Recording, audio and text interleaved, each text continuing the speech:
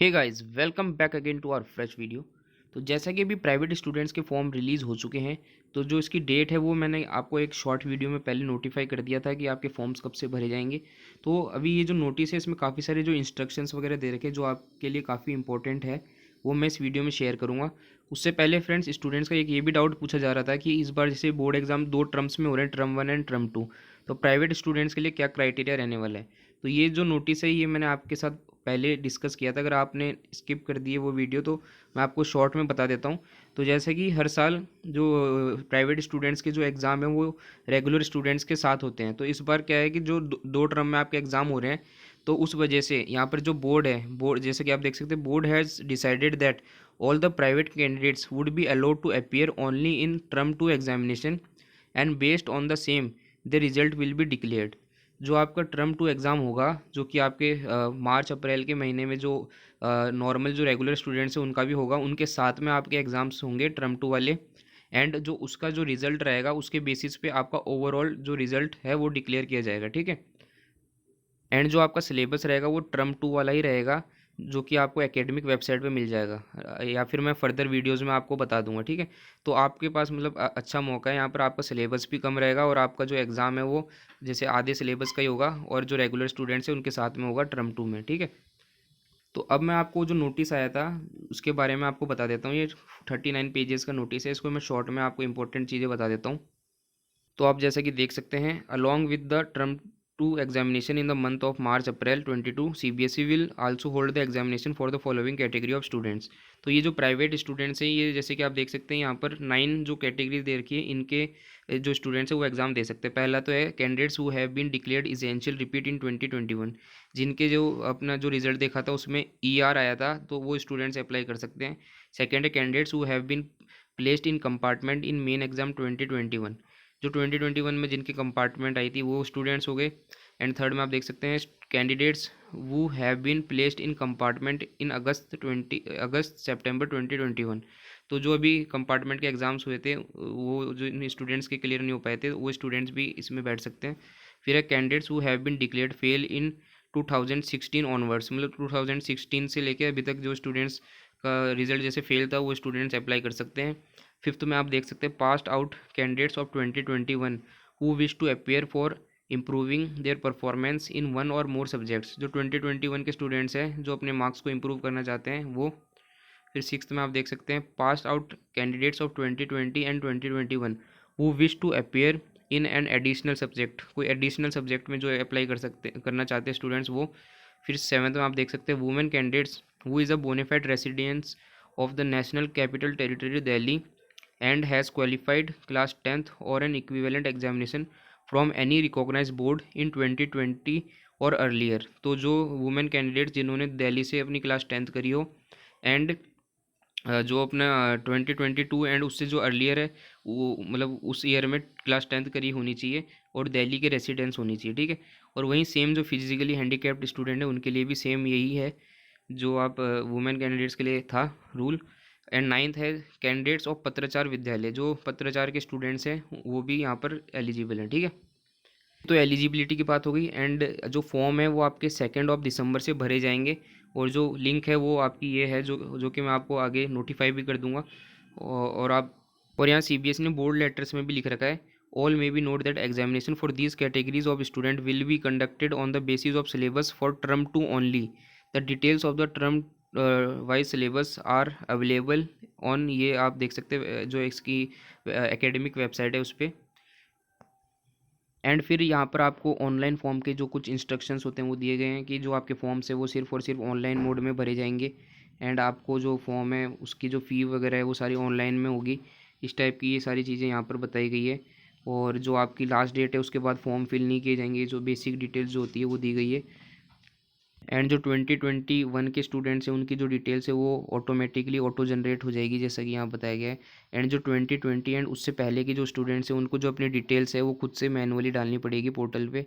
फिर यहाँ लिखा है if a candidate make wrong entries in his or her application form or gives false statement or produce false documents, his or her form shall be rejected, fee paid shall be fortified and such candidate shall be considered to have used unfair practices and deals accordingly.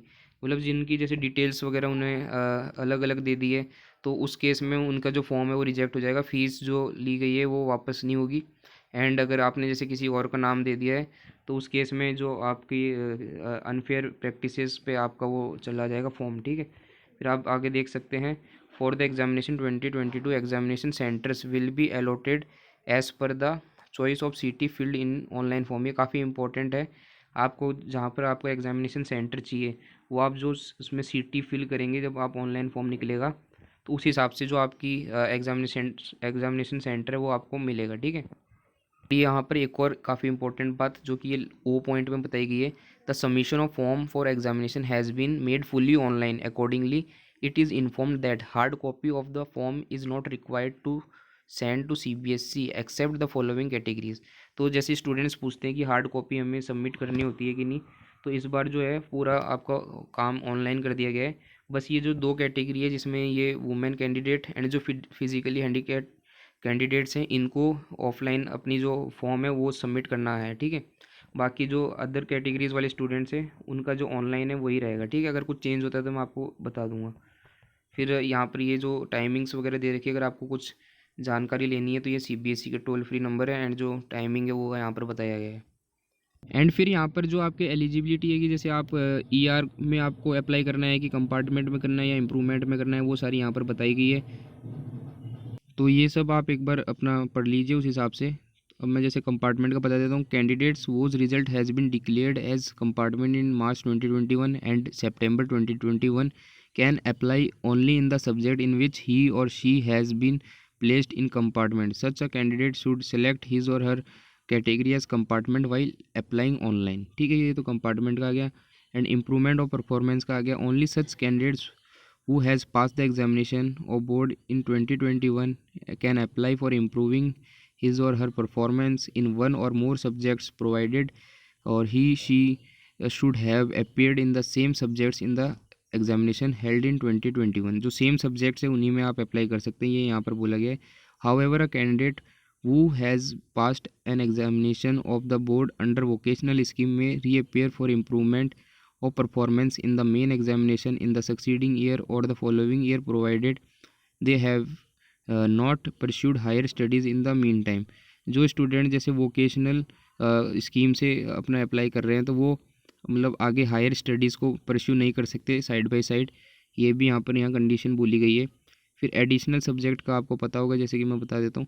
Candidates who have passed board examination can apply for an additional subject from the list of subjects enclosed with in 2 years of passing the examination. तो जो with in 2 years यानी कि जो अभी से लेके 2 साल पहले के जो स्टूडेंट्स हैं वही एडिशनल सब्जेक्ट के लिए अप्लाई कर सकते हैं। और जो सब्जेक्ट्स है वो आपको नीचे जो लिस्ट आएगी इसी PDF में, उन सब्जेक्ट्स के लिए वो अप्लाई कर सकते हैं, ठीक है। और यहाँ नीचे नोट भी दे रखा है, जैसे कि आप देख सकते हैं। Candidates applying for improvement of performance can not apply for appearing in additional subject and vice versa. अगर आप इम्प्रूवमेंट के लिए अप्लाई कर रहे हैं तो आप एडिशनल के साथ मतलब एडिशनल सब्जेक्ट भी आप नहीं दे सकते, और अगर आप एडिशनल सब्जेक्ट दे रहे हैं तो उसके साथ साथ आप इम्प्रूवमेंट नहीं दे सकते, ये यहाँ नोट में दिया गया है। एंड सेकंड में दिया गया है, only those candidates who have been declared pass can apply for improvement of performance or additional subject to other conditions. यानी कि जो स्टूडेंट्स जिनका पास आया है रिज़ल्ट वही इम्प्रूवमेंट एंड जो एडिशनल सब्जेक्ट के जो एग्ज़ाम्स हैं उनके लिए अप्लाई कर सकते हैं। फिर ये जो जनरल इन्फॉर्मेशन है काफ़ी इंपॉर्टेंट है, ठीक है। इसमें यहाँ पर आपका जो स्टार्टिंग वाला है वो तो वही है, टर्म 2 का सिलेबस आएगा। एंड सेकंड पॉइंट में आप जैसे कि देख सकते हैं, examination centre once allotted will be final. जो आपका एक बार अलॉट हो जाएगा सेंटर वो आपका फाइनल रहेगा। No request for change of examination centre will be considered. Examination centre will be allotted by the board based on the present residential address of the applicant as per choice field in the examination form. जब आप form fill करेंगे तो उसमें जो आपका present residential address आप fill करेंगे उसके बिहाफ पे आपको सेंटर प्रोवाइड किया जाएगा, एंड जो सेंटर आपको मिलेगा वो फाइनल रहेगा, ठीक है। ये काफ़ी इंपॉर्टेंट था।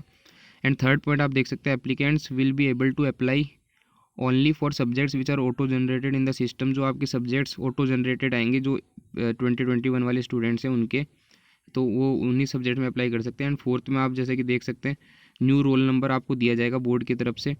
एंड जो फिफ्थ पॉइंट में मतलब कि आपको प्रीवियस रोल नंबर है वो आपका सेम नहीं रहेगा, आपका न्यू रोल नंबर दिया जाएगा, यही बताया गया है। एंड जो सिक्स्थ आपका है, जैसे कि आपका एडमिट कार्ड एंड जो आपके अदर डॉक्यूमेंट्स होते हैं मार्कशीट वगैरह, वो आपको कैसे मिलेगी वो यहाँ पर बताया गया है। तो पहला ये आउटसाइड दिल्ली का है, तो इसमें आपको जो एडमिट कार्ड है वो आपको वेबसाइट से डाउनलोड करना पड़ेगा, जो कि आपका एग्ज़ाम से 1 मंथ या फिर 15 डेज़ पहले आएगा, वो मैं आपको बता दूंगा। एंड सेकंड है आपका original marksheet and certificate. Original marksheet and certificate will be send by the concern regional office to the residential address given by the applicant in the application form by speed post. तो जो आपका marksheet and जो बाकी documents है वो आपको speed post कर दिया जाएगा आपके एड्रेस पे, ठीक है। ये है आउटसाइड दिल्ली वाले स्टूडेंट्स के लिए। फॉर जो अब जो दिल्ली वाले स्टूडेंट्स हैं उनके लिए एडमिट कार्ड का सेम प्रोसेस है, वो वेबसाइट पे आपको मिल जाएगा। एंड जो मार्कशीट है वो आप जैसे कि देख सकते हैं, original marksheet and certificate will be send by regional office Delhi to the examination centre where the candidate had appeared for the examination.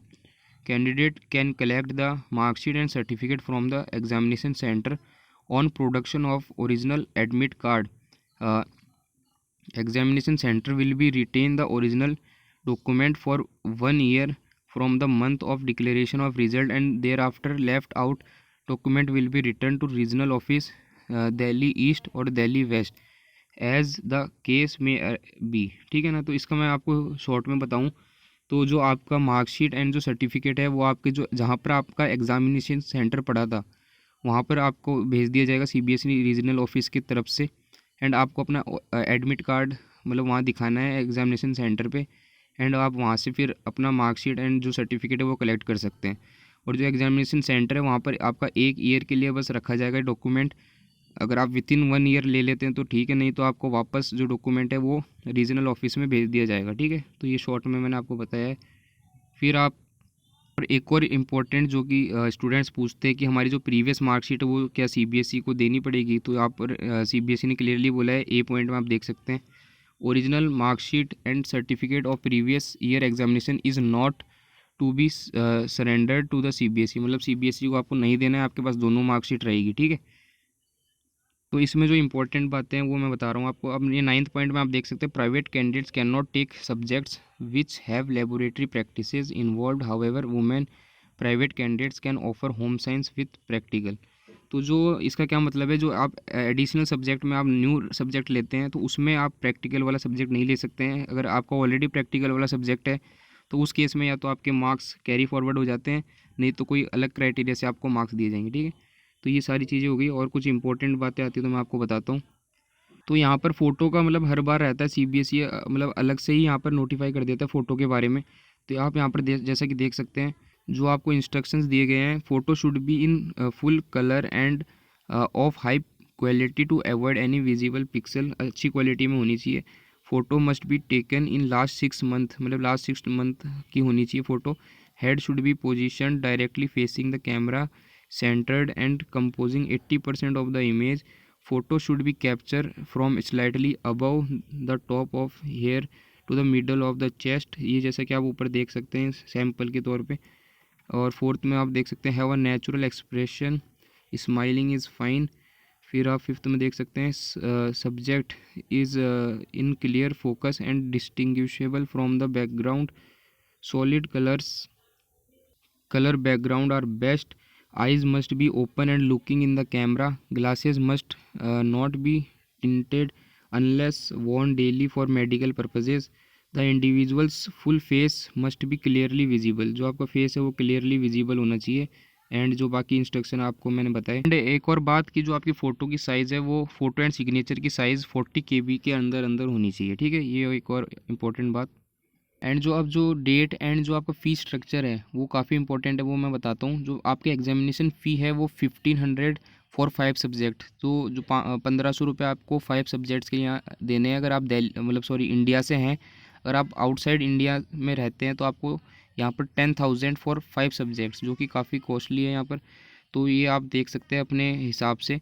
And 300 पर सब्जेक्ट फॉर 1 एक्स्ट्रा सब्जेक्ट, अगर आप एक्स्ट्रा सब्जेक्ट लेना चाहते हैं तो 300 यहाँ पर ऐड हो जाएंगे। और examination fee without late fee for additional compartment improvement, अगर आप पर्टिकुलर 1 या 2 सब्जेक्ट में लेना चाहते हैं तो उस हिसाब से यहाँ पर 300 पर सब्जेक्ट आपको चार्ज किया जाएगा।